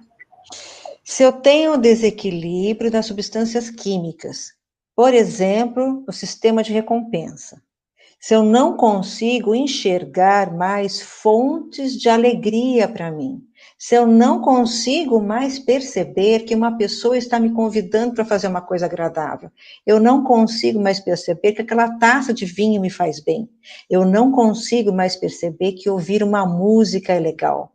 Por quê? Por conta do desequilíbrio químico no meu cérebro. Então, você não vê mais graça, não vê mais saída, você vai mergulhando nesse desequilíbrio triste. Por isso que lá no século V a.C., falava que era um mal da bile negra, porque você vai mergulhando nessa negritude mesmo. Então, realmente, sozinho, você não vai ver saída. Por isso que o outro precisa ajudar, porque o outro pode te levar a uma saída, não é, meninas? Sim. E aí eu acho que a questão da terapia é fundamental, né? E principalmente do engajamento desse paciente com a terapia, né? Ele precisa querer bastante ficar bem e tomar o remédio direitinho e participar das sessões, acreditar que aquilo vai fazer bem para ele, né? Fazer um bom vínculo com o profissional que está atendendo, porque é a única saída. Essa é a saída. É isso Quer falar mesmo. alguma coisa, Rosina? Foi? Quer falar alguma coisa, Rô?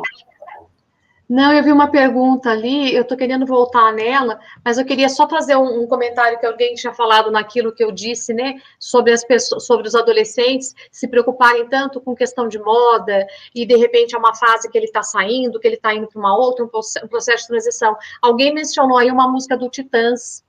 Isso, eles colocaram a letra aqui da música do Titãs, muito E é linda. bem isso, né? Eu não caibo mais nas roupas que eu cabia, quer dizer, eu não caibo mais em nada, é tudo novo, e agora? Né? É preciso buscar mesmo se despojar desta infância, né? E encontrar algo para que eu possa me colocar, que é essa adolescência, né? É isso mesmo. Olha, a Maria Luzia Rosa, 7h50, Michel, ela colocou para nós assim, ó. E quando o remédio não faz efeito? Troca o remédio, meu amor. Não é, meninas? Troca o remédio. Não é por aí? Por isso que precisa desse contato com o médico. Você toma o remédio, não deu certo, bora no médico, liga de novo, você tem que ficar atrás dele. Ele é responsável pela sua medicação. Você tem que ir lá, olha, não estou conseguindo, eu estou 1 mês tomando, estou enjoada, não consigo levantar, estou tonta, peraí. Ele vai rever essa medicação. Com certeza ele vai fazer isso. Isso, e não ficar só na medicação, né, meninas? É voltar a frisar que não é só o psiquiatra, não é só a medicação. A psicoterapia precisa estar junto nesse processo, senão nós não vamos ter aquela aprendizagem, aquela ressignificação dos pensamentos que foi citada aqui, né? É isso. E tem outra coisa, né, Roberta? Se a pessoa ficar só na medicação, é como se ela pudesse, né, como se ela tivesse tamponando muitas coisas, e aquele conflito vai aumentando, porque ela não fala, ela não se entende, ela não consegue dar um novo significado para aquilo que ela sente, que seria o ressignificar, ela não consegue fazer isso, né? E fora essas questões que a gente está falando também de sintomas que surgem na adolescência, ou um pouco mais, né, lá pelos 20 e poucos anos, 30 anos, porque a gente ainda não sabe quando é que termina essa adolescência, né? Não dá para se falar nisso. Então, existem outras questões também que a gente precisa ficar atenta com os filhos. A questão da bulimia, da anorexia, a depressão, né? O transtorno de ansiedade, a obesidade, a compulsão por bebidas, compulsão por drogas, compulsão por sexo. Exatamente, Então, exatamente. Né? E são muitos sentimentos, são muitas questões para serem trabalhadas, para serem faladas, e para ele poder entender o que é isso. Isso Atrás mesmo. de cada um, e atrás de cada uma dessas questões aí, alguma coisa acontece também no cérebro, também na parte física, biológica, mas também no emocional dessa pessoa que está levando a acontecer isso. Exatamente, exatamente.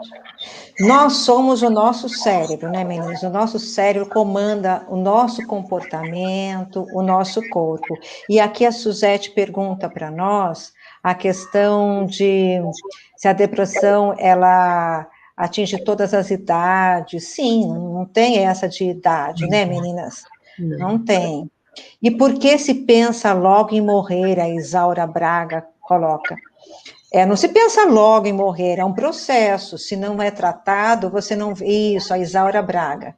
Se você não trata, a pessoa vai mergulhando nesse desequilíbrio cerebral, vai chegar um ponto, como a Rosana já colocou e a Cláudia também, que ela não vai ver mais sentido em viver, ela quer se ver livre daquela dor, de se achar um incômodo, de achar que as pessoas não estão mais aguentando ela e nem ela mesma. Ela quer dar um fim em tudo isso. Né? É por isso que ao final se pensa em ir embora, e por isso que tem que, como a Cláudia falou, tem que procurar ajuda bem antes, não é, meninas? Sim, exatamente. Aos primeiros sinais a gente já deve procurar ajuda, porque às vezes pensa que vai passar e o negócio só tende a piorar, né? Quando se vê, já está com ideia suicida, e aí já é o fim, né? É isso Agora mesmo. Tem uma Olha, pergunta Ana. Aqui, Roberta, tem uma pergunta da Maíra Peixoto, ela está falando se a gente pode falar a respeito da depressão pós-parto. O que você tem a dizer sobre isso? Legal, depressão pós-parto. É um fenômeno, acontece sim, acontece. Uma porque a Rosana já apontou que as questões hormonais, né? As questões químicas, novamente, a química do nosso cérebro, que influencia todo o nosso corpo.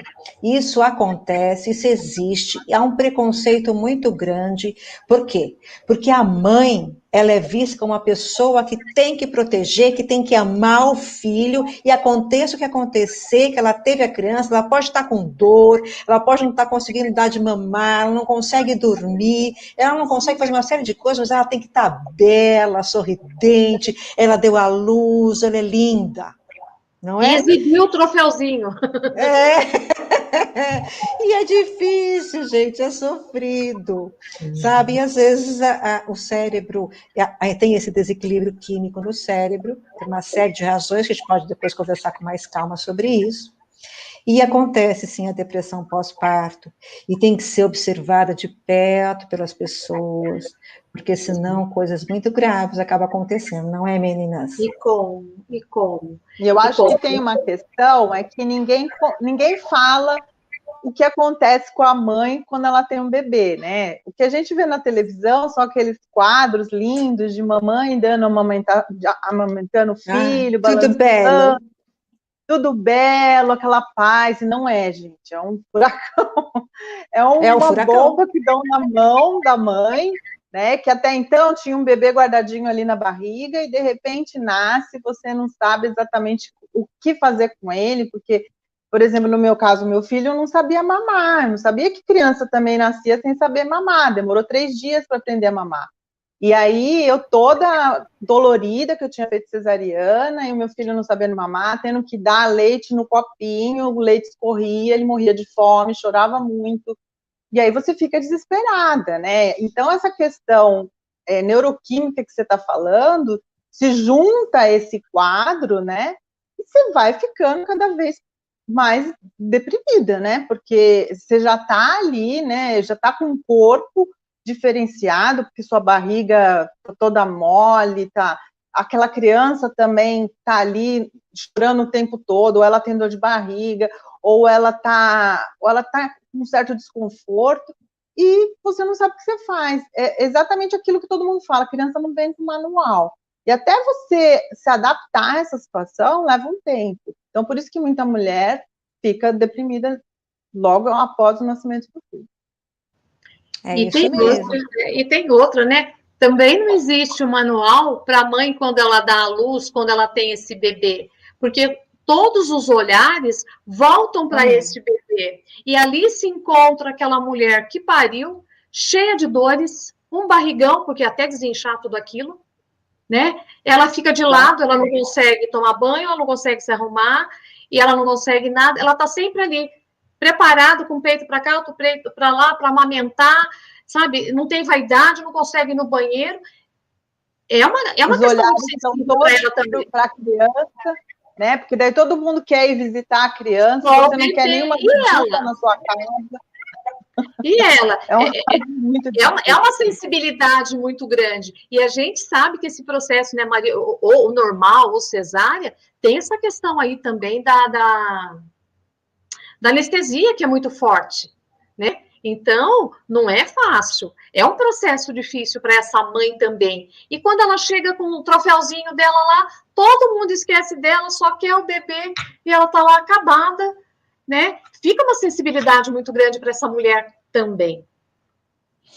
Olha que interessante aqui, a Alexandra Lins colocou para a gente, olha, só essa questão da Alexandra dava uma live inteira, olha bem, gente.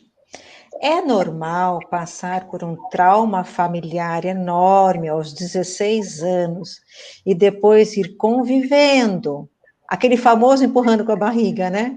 Sim. Com as perdas, e aos 40 anos ter um surto, entrar uma depressão profunda, estar em tratamento, deve ser com psiquiátrico e terapeuta.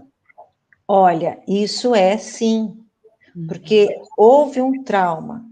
E isso é um gatilho que a qualquer momento pode ser acionado de forma até inconsciente. Não é, meninas? Sim, sim. Essa pessoa pode estar até sofrendo de transtorno de estresse pós-traumático e não está sabendo disso ainda, né? Exatamente. E foi amargurando isso, ficando com isso ali dentro, remoendo, dando o seu próprio significado dentro do seu entendimento de mundo, e isso foi causando males no cérebro. É normal, é normal.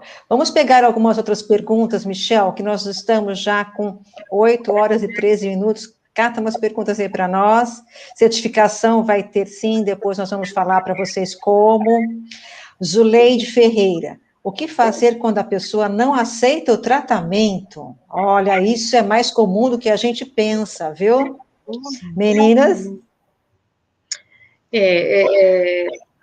Primeiro, né, a pessoa, se ela não aceita o tratamento, né, ela não vem nem muito menos para terapia. Se não vai no psiquiatra, não vem para terapia. Ou se vem para terapia, a gente indica, né, e ela não quer, a gente conversa com ela, mostra essas questões, né, a importância de ir, e dependendo do quadro que a gente percebe dessa pessoa, sabe, eu tenho uma amiga que até foi junto. Por que você não quer ir para psiquiatra? Qual o problema? Não, eu não vou por isso, por aquilo. Essa minha amiga, né? Ela foi junto. Eu vou com você ao psiquiatra. O problema é esse? Nós vamos e vamos conversar. Né? Então, cada caso é um caso a ser estudado, né? De repente, se é uma pessoa de menor, se é uma criança, ou se é muito jovem, a gente tenta falar com essa mãe, com esse pai. É preciso mobilizar. E eu acho que isso está meio... Só um minuto, Cláudia. Eu vou linkar essa pergunta com uma que eu vi passar aqui, que é uma confusão entre a depressão, quando a pessoa fala assim, ai, fulano foi no psiquiatra, fulano tá louco. Uhum. Não tem isso? E não é isso. Não é isso. Né? Então, a pessoa às vezes não quer ir porque ela pensa, nossa, vão achar que eu fiquei louca. Né? Uhum. Cláudia, você ia falar alguma coisa? Não, estava vendo uma pergunta até daquela minha amiga de Portugal, que ela está perguntando, há culturas mais depressivas que outras? Há culturas, sim, que se destacam, até por outros fatores que não só pessoais, né? Tem questões da cultura em si, por exemplo, no Japão, onde existe uma pressão muito grande para se ter um certo jeito de viver, ou então ter uma profissão e tal, eles acabam se deprimindo, muitos se deprimem, e tem um índice lá no Japão, principalmente, um índice muito alto de suicídio. Né? Isso só para exemplo de um país, mas existem outros países que, inclusive, não tem a questão do sol, né? Porque já foi estudado sobre isso, né? As pessoas, os países que têm menos tempo de sol e de calor, eles tendem a ter mais pessoas deprimidas do que outros. Mas isso também é outro assunto para falar em outra hora. Tem uma relação direta com a depressão e com o estresse, com os níveis de cortisol no sangue, né? E que o cortisol em níveis novamente equilibrados, olha eu falando de novo no equilíbrio, em níveis equilibrados no corpo, ele é bom, quando você acorda de manhã, você tem que ter um nível X de cortisol, para você ter vontade de sair da cama, tal. Agora, quando você está em estresse crônico, você tem níveis tão elevados de cortisol no corpo, que você pode desencadear uma depressão por conta disso, né? Olá, o Oswaldo Barbosa, a pessoa consegue reverter esse quadro em quanto tempo? Que consegue reverter, consegue. Agora, o tempo vai depender de cada um, não é, meninas? É muito individual isso, não é? Muito. Sim, é individual. Eu acho que tem um fator idade aí também, né? Porque quanto mais você vai empurrando, né, essa depressão, né, talvez demore um pouco mais esse tratamento, tem que estar com essa questão da terapia também. Então, assim, é difícil a gente falar um tempo, é um mês? Não é. É 2? Também não é. Eu acho que, pelo menos, dependendo da depressão ou do caso, se é um bipolar, se é um borderline, é 1 ano. Até se fizer mínimo, direitinho. Né? No mínimo, a medicação, a terapia, no mínimo 1 ano, para você dar uma...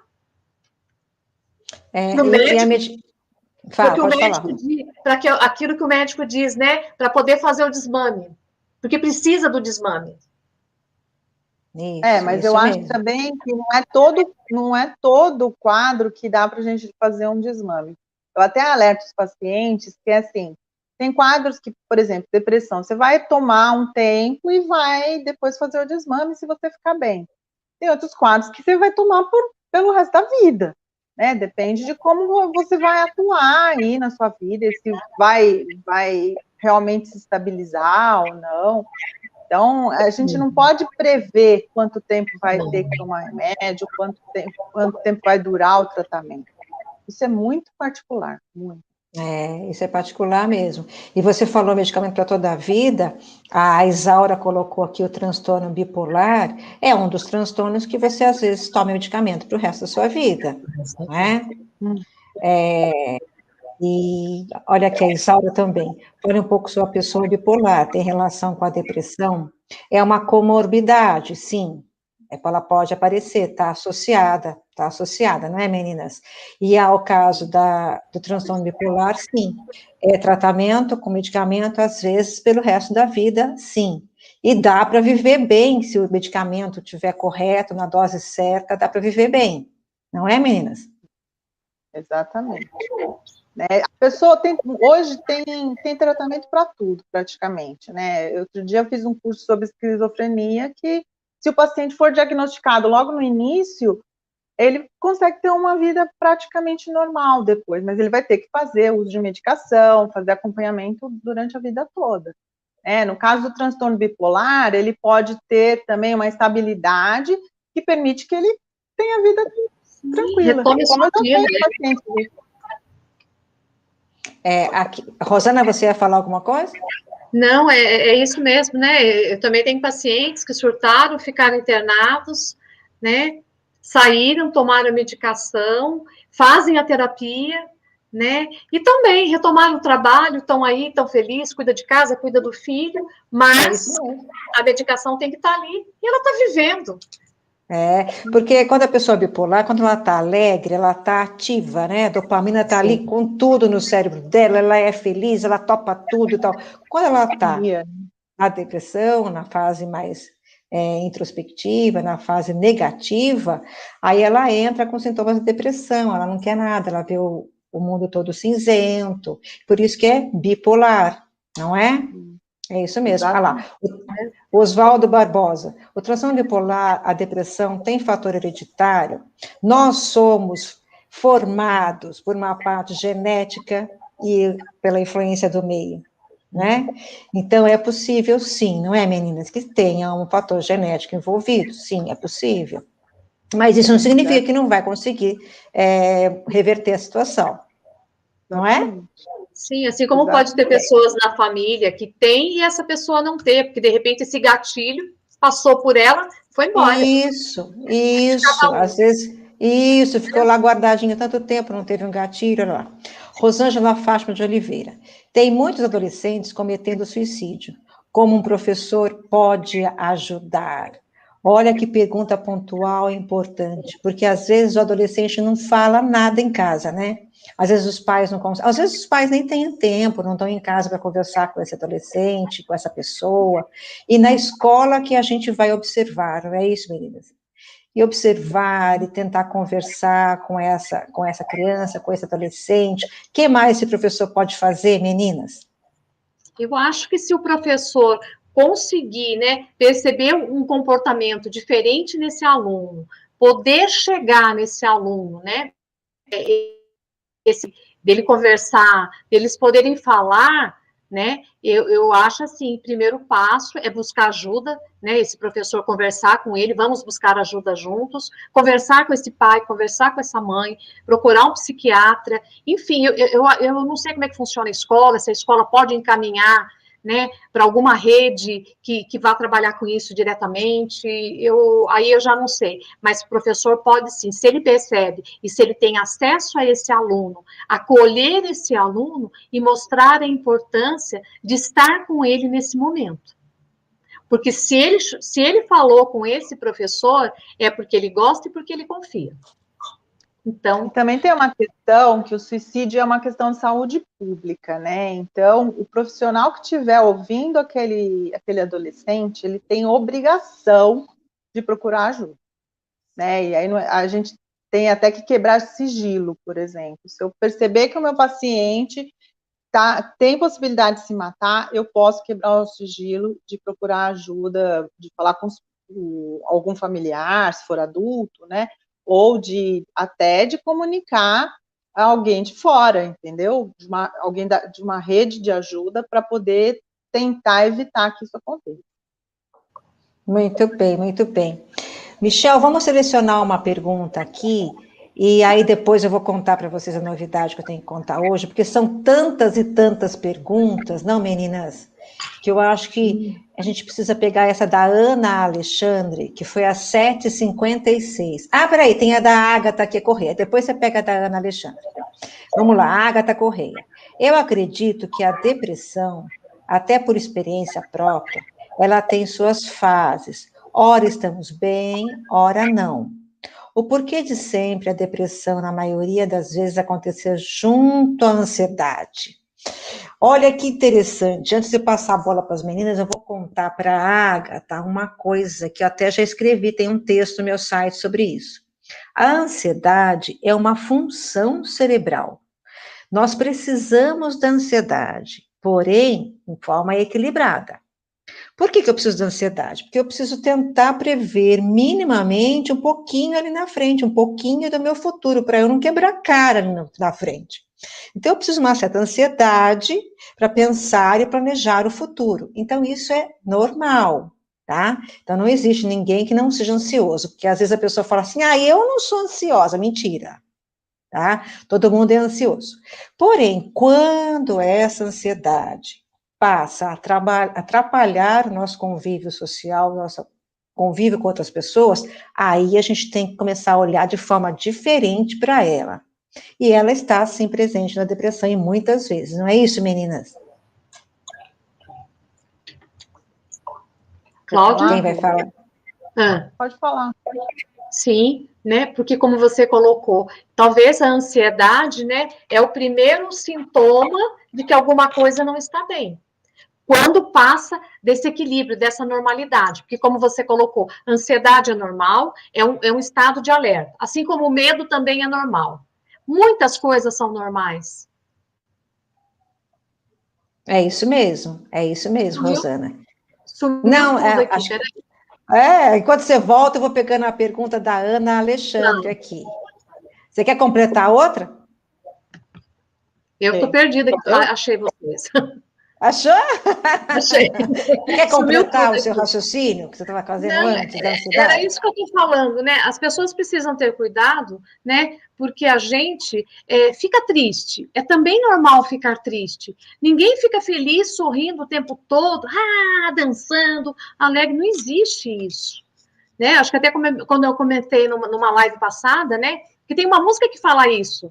Né? Rir é bom, mas rir de tudo também é desespero.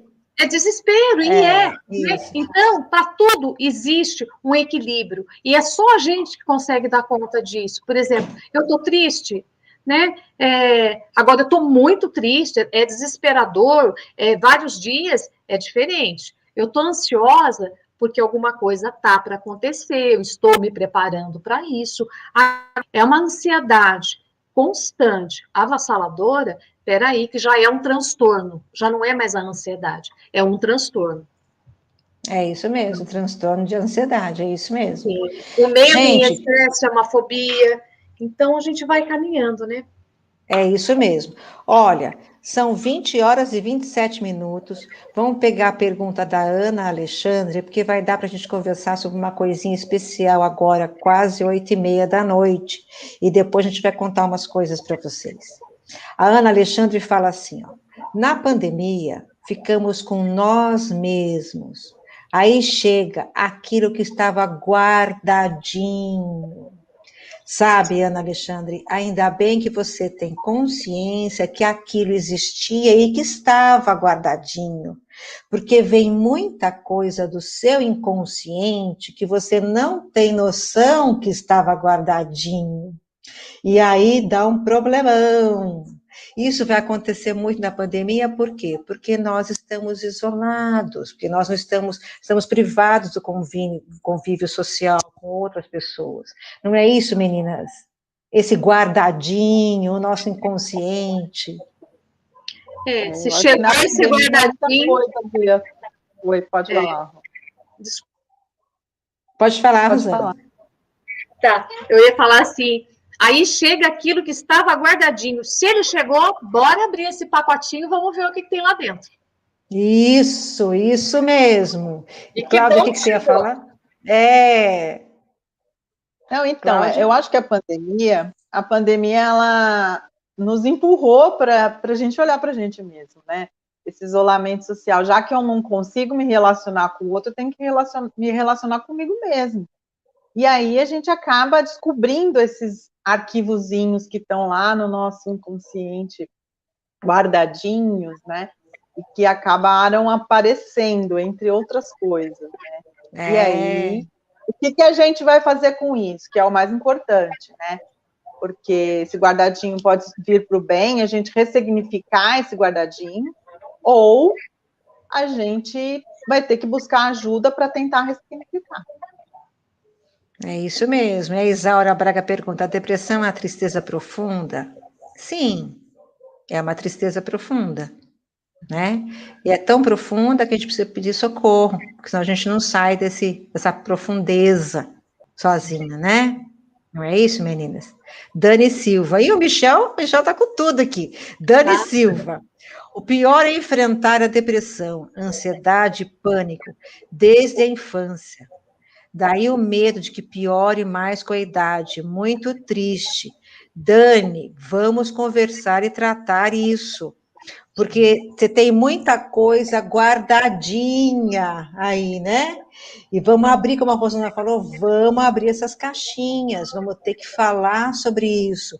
Porque falar, você tem a oportunidade de falar para a pessoa correta, no caso da psicoterapia, você tem a oportunidade de ressignificar isso que você enfrentou lá na infância, isso que nós enfrentamos no passado. E até agora, na pandemia, quando nós estivermos já saindo de casa, mais livres, nós vamos precisar de alguém para falar do que nós vivemos, porque cada um de nós está vivendo um conflito emocional único. Não tem ninguém aqui hoje que não está vivendo um conflito emocional. Não tem ninguém que está sorrindo o tempo todo, como a Rosana falou, com a música, para uma situação de pandemia. Não tem. Então é preciso falar. Não é, meninas? Sim. Deixa eu só complementar isso, né, Roberto? Que Por sempre favor. que a gente conversa, você menciona, né? É assim, a gente poder entender também, né, o que é a função de um psicoterapeuta, né, de um psicólogo, e o que é um amigo. Uma coisa é uma coisa e outra coisa é outra coisa, né? Isso. Então não dá para avaliar assim, eu vou fazer unha, eu vou conversar com as amigas, eu vou tomar um shopping, eu vou tomar um café, é uma terapia. Não, gente, não é uma terapia. Né? A terapia está muito além disso. É uma escuta que aquele profissional que está ali, né? Ele está ali escutando e ele está muito além daquilo que você está trazendo. Né? Então, ele te percebe, é como se ele te atravessasse na escuta. Ele está muito além disso. Né? Então, não vamos confundir as coisas, né? Ah, eu tomo remédio, mas eu converso com as amigas, eu tomo chopp, eu tomo vinho e tá tudo bem. Não, não tá. Não tá. Porque os amigos podem te escutar, te dar um abraço, te dar um carinho. É bacana. Mas é só.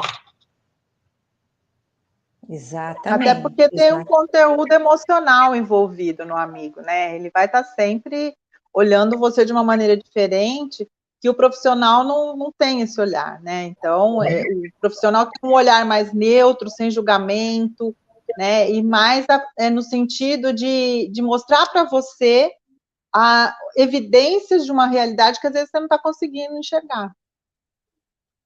Tudo é para isso, a gente tem técnica, a gente tem tanta coisa, né? A gente se dedica tanto para escutar. Né? Isso mesmo, são profissionais, é isso mesmo. Olha o que a Cleide traz para nós, que é uma questão que está muito presente. Olha só que legal. Eu sofro de depressão há 50 anos. Que legal, Cleide, que você está contando isso para nós. Sabe por quê? Porque tem muita gente igualzinha a você que não fala para ninguém. Então, ela sofre de depressão há 50 anos e hoje tem 74 anos. Opa, parabéns! A idade faz aumentar as crises. Aí eu sou obrigada a perguntar para você se você passa por algum tratamento, né, meninas? Sim. Se você está fazendo tratamento com alguma medicação ou se você está fazendo psicoterapia. Por quê? se você está todo esse tempo em depressão e em tratamento, e as crises pioraram, a gente vai ter que dar uma revisão nisso. Eu não sei, agora eu fiquei aqui no vácuo. Conta pra gente se você está fazendo tratamento, não é isso, meninas? Enquanto ela conta para nós aí? Sim. Faz Tem muito sentido, né? Da depressão recorrente também, né? Que hoje ele é bastante estudado. Eles até estão usando drogas novas para tentar ver se revertem o quadro da depressão recorrente. Tem gente que não consegue, passa por vários tratamentos e não consegue se curar. Talvez seja esse o caso, então, Cleide. Olha só que legal. Mas você tem que continuar com o tratamento, se você estiver com o tratamento, se não tiver, entre já, né? Com o tratamento. E aí tem uma coisa legal que na outra live nós já falamos, Rosana, vamos falar aqui, que às vezes as pessoas falam assim, mas eu não tenho dinheiro para contratar um psicoterapeuta, não é, Rosana? A gente estava conversando. Olha lá, a Cleide falou que eu sempre me tratei e já passei por vários médicos terapeutas. Olha lá, Cláudia, pode ser o que você comentou então, Cláudia. Pode ser um caso de depressão recorrente. E, normalmente, esses casos têm que ser tratados em grandes centros de estudo, como no Hospital das Clínicas de São Paulo, no Hospital da Escola Paulista de Medicina também, né? Hospital São Paulo. Eu assisti o ano passado, eu fiz um congresso junto com a Rosana sobre suicídio, e eles falaram sobre uma medicação nova. Nova não, na verdade, eu acho que é um anestésico, que chama cetamina, que está sendo usado para o tratamento da depressão recorrente, tem tido bons resultados. Então, talvez, Cleide, seja o caso de você buscar uma ajuda nesse sentido. Rosana? A gente estava falando, lembra? Que as pessoas acham que é caro, lembra? Sim. Então, é isso aí. Vamos lá. Eu vou falar aqui pela cidade de São José dos Campos, né, e pelas proximidades. Aqui a gente tem a faculdade, a Univap, que tem cursos, né, de pós-graduação em psicanálise, mas acho que também presta atendimento. Tem a Unip, tem a Anhanguera, tem Taubaté, a faculdade de Taubaté, enfim. Nesses lugares, eles têm atendimento com as pessoas de último ano de faculdade, que já estão, assim, bem bacana, e elas já começam a atender. E, muitas vezes, por um preço menor, um preço significante, né? Insignificante, na realidade, só para poder fazer valer aquela terapia, né? Então, existe como buscar ajuda. O SUS, eu sei que tem psiquiatra, tem um lugar chamado, ali no satélite, aqui em São José, Cláudia, não sei se você conhece, eu já indiquei muita gente para ir ali, tem psiquiatra, tem medicação e tem psicólogo. Então... o saúde mental? Isso.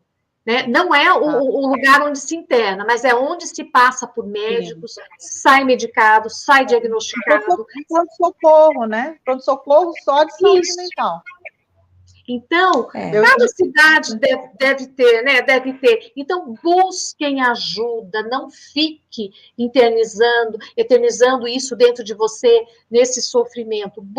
Peça ajuda. Converse com pessoas, né?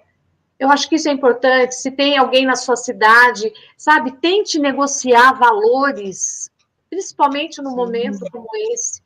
Não tenho como pagar o valor da sua consulta, mas a gente pode conversar um valor, sabe? Eu acho que isso é importante. Não fique nesse sofrimento sozinho. Muito, muito legal. Olha só, agora o Michel pegou para a gente um comentário muito gostoso aqui. Encantada com tanto aprendizado. A Matilde fala, jornada muito enriquecedora e fácil de absorver conhecimentos. Parabéns, gratidão. Muito obrigada a vocês. E, gente, ó, a Maria Luzia, já cometi o maior erro da minha vida. Tenho uma filha com 38 anos, está totalmente deprimida.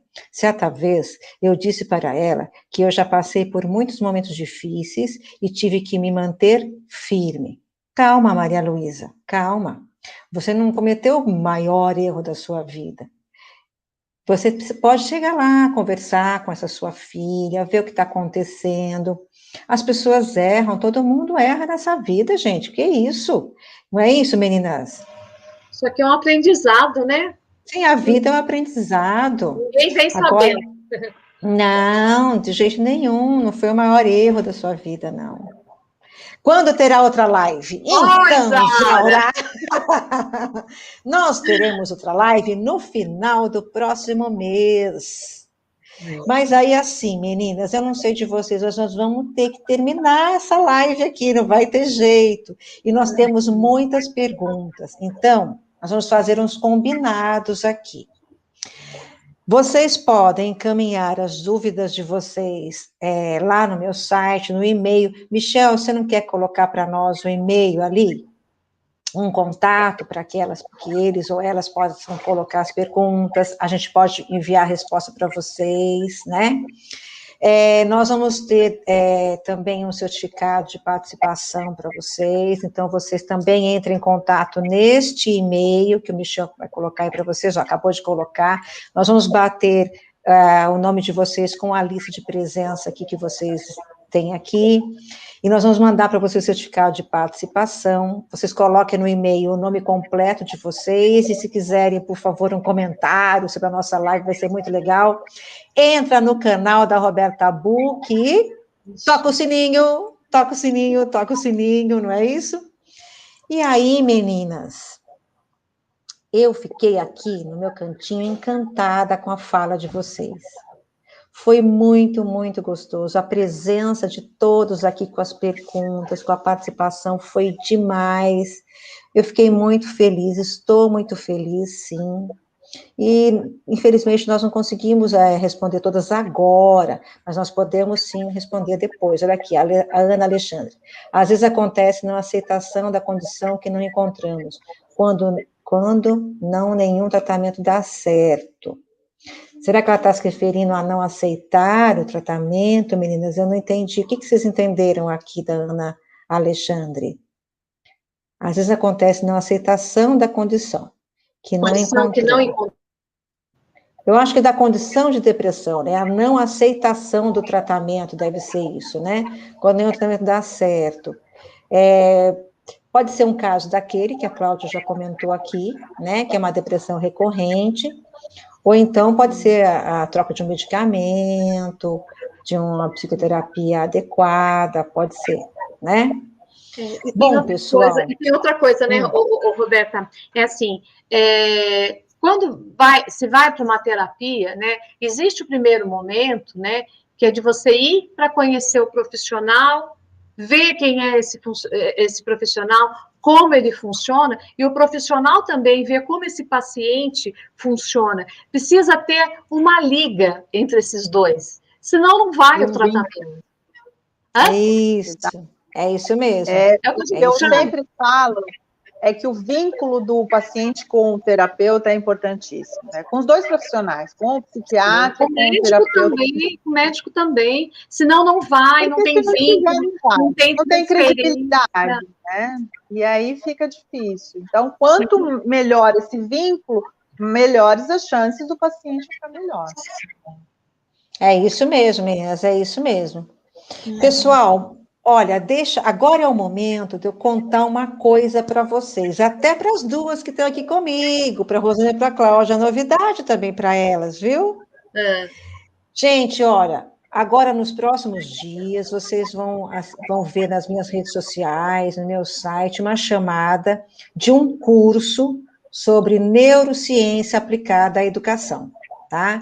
Eu vou ministrar esse curso, vocês vão receber informações de como fazer a inscrição, de como vai ser o curso, com certificado de conclusão ao final, bem legal, e nós vamos trabalhar temas bem interessantes, não só para a área da educação, mas pensando no comportamento humano.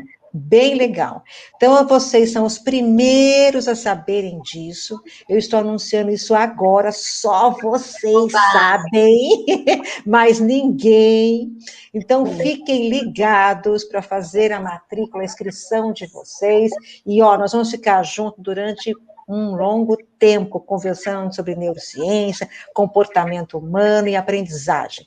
Eu conto com vocês, fiquem ligados lá. A Matrix quer. Isso mesmo, tem que querer, porque nós vamos conversar muito. E eu vou convidar essas duas também para ir lá comigo. Vocês pensam que eu vou perder essas duas? Eu não vou perder essas duas, não. Acabou, eu lacei as duas, entendeu? É assim. Nós já temos até um projeto, uma live aí, que a gente conta para eles, gente, não sei se eu conto para eles, negócio da aposentadoria lá, não sei se eu conto. Vou contar nada, depois eu conto no outro mês, eles vão ficar sabendo no final do próximo mês, isso é com eles, tá bom? Roberto, gente, agora uma perguntinha que eu vou fazer em nome de todos os participantes. Ai, Jesus! Ai, meu Deus, vamos lá. Vai rolar um sorteio de um livro aí? Sim ou não? Merecemos! Meu socorro! A Rosana quer que eu sorteie um livro! Jesus, gente! Eu tenho, na verdade, Rosana deu uma deixa, agora eu vou nadar nessa deixa, né? Eu tenho dois livros publicados. Eu tenho o primeiro livro, se o Michel tiver alguma coisa na agulha aí, o Michel pode colocar. Peguei o Michel de calça curta, não sei se ele vai ter. Mas eu tenho o primeiro livro, que é o livro que eu falo sobre corrupção na educação, que é fruto da minha pesquisa de doutorado na área da educação, onde eu olhei para o financiamento público das nossas escolas públicas. Tá? Esse é um livro que foi publicado pela editora Apres, está em todas as livrarias do país, depois o Michel coloca aí para a gente, e vocês podem adquirir à vontade. E tem um segundo livro, que esse é um e-book pequeno, que eu trabalho a questão da neurociência e do comportamento humano, tá? Então, é esse que você quer, né, Rosana? Maravilhoso! E aí, assim... Para adquirir o e-book, vocês podem entrar no meu site, www.robertabock.com.br, para adquirir o e-book sobre neurociência e educação. Lá também, neurociência e comportamento humano, desculpa. Lá também tem acesso para adquirir o livro da corrupção na educação. Tá? Tem os dois acessos, vocês podem adquirir lá. Agora, quanto ao sorteio aqui agora, nós temos tanta gente aqui que eu seria injusta se eu sorteasse entre essas pessoas, porque tem gente que ficou aqui com a gente, tem gente que teve que sair rapidinho, seria injusto. Sim. Mas nós podemos pensar numa forma de sorteio, sim, levando em consideração as pessoas que estavam aqui para um outro momento. Podemos sim, Rosana, é uma ótima ideia. Interessante. Né? Isso, muito legal. Mas vocês podem adquirir os livros lá, e em breve, dicas do curso, que vocês estão todos e todas convidados em primeiríssima mão. Contem para todo mundo que só vocês sabem disso. Façam a fofoca. Vai ter um curso de neurociência aliado à educação. Ai, que delícia! E as duas estão juntas. Elas não sabiam, então elas vão aparecer lá, tá bom? Tá bom? Olha, gente, quero um livro. Ai, que bom, Rosângela Silva. Entra lá. Olha a Sônia Cabral. Ô, Sônia, que delícia ter você aqui. Gratidão, gratidão por você também. Maria Luísa, valeu. Ana Santos, boa noite. Boa noite, e-book eu quero. Que bom, entra lá, meu amor, e compra. Matildes Ferreira, eu quero ganhar um livro. Nós vamos pensar de um jeito de sortear, sim. Pode deixar. Agora a Rosa não inventou, agora a Rosa não vai ter ideia de como que vai sortear. E nós vamos sortear. Agora nós vamos, acabou. Pode ficar sossegado. Eu quero ganhar um livro. Gente, olha, a vocês, Rosana e Cláudia, meu muito obrigada, mas muito obrigada mesmo. Gratidão. Foi um momento rico para mim, e um momento rico para todos que estiveram aqui. Eu amei a presença de vocês, a fala de vocês e a parceria com vocês. Tá? Vocês são demais. André, amei, viu? Amo demais é você que ficou com a gente até agora.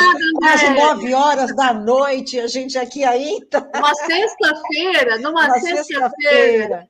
Muito legal, obrigada a todos. E conto com vocês na próxima jornada. Sorteio pelo Instagram? Pode ser, Cláudia, pode ser. A gente pode pensar em alguma coisa assim. Fiquem ligados que eu vou colocar alguma coisa lá para fazer esse sorteio. Pode ficar com a Michel. Você já inventa aí alguma coisa para a gente fazer esse sorteio, já vai pensando aí, tá? E, meninas, eu vou aproveitar o espaço aqui Para de minha parte, me despedir.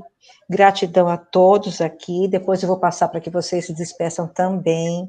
Muito obrigada a todos que em parceria tiveram com a gente até agora, quase 9 horas da noite. Rosana, você quer falar alguma coisa? Eu quero agradecer a todas essas pessoas, né, que estiveram aqui com a gente, em plena sexta-feira, nesse horário, né, muito bom estar com vocês, embora a gente não os veja, né, mas a gente sente esse carinho de cada um de vocês, e isso é enriquecedor para a gente, nos motiva, nos leva a desejar mais lives, para poder estar aqui, e de alguma forma, né, poder trazer um pouquinho para vocês, né, de poder colaborar com tudo isso, aguçar em vocês a importância da terapia, a importância de um tratamento, a importância do se conhecer, né, olha, um beijo grande e gratidão, obrigada. Cláudia? Então, achei fantástico, foi a minha primeira live.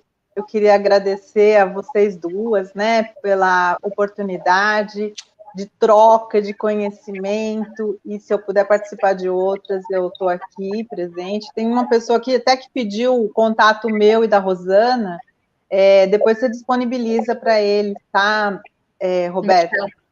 Tá, Michel, você tem como colocar? Ou a gente o Michel fez um grupo, né? Fez um grupo pelo WhatsApp, né? Então, de repente, ele pode passar nesse WhatsApp, né? O nosso cartão. Sim. Eu tenho aqui, mas o Michel coloca mais bonitinho do que eu. Então, se ele... Olha, Michel! Oi, Michel! Michel, você quer conversar e falar um pouco com o pessoal? Então, primeiramente, quero dar os parabéns para vocês pela incrível live, né?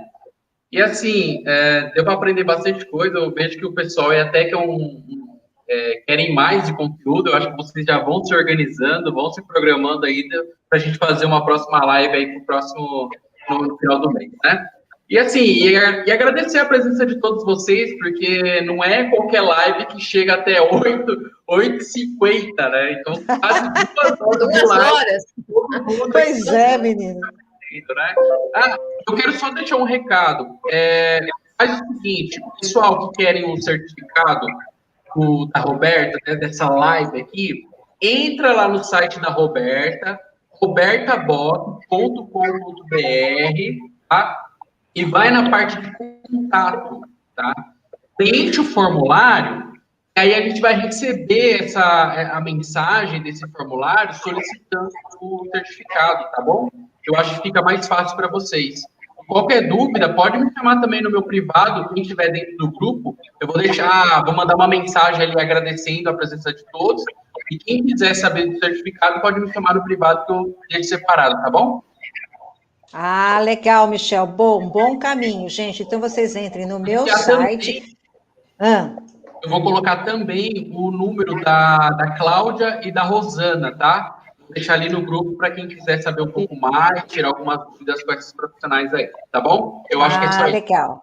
Legal, Michel, tá vendo? Quem sabe, ele já deu o caminho correto. Pois é. Vocês entram no meu site, vocês já dão uma lida lá no que está no site, e aí vocês já entram no contato e já faz a inscrição, tá bom? Gente, olha, eu queria muito ficar com todo mundo aqui mais tempo, mas olha, não dá, né? Então, mais uma vez, obrigada, eu só tenho a agradecer, tá? Uma ótima noite para vocês, um ótimo final de semana, e fiquem ligados que nós vamos ter notícias em breve, né, meninas? Sim.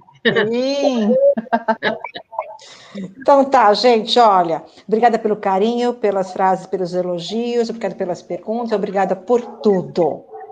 Tchau, gente. Beijo grande.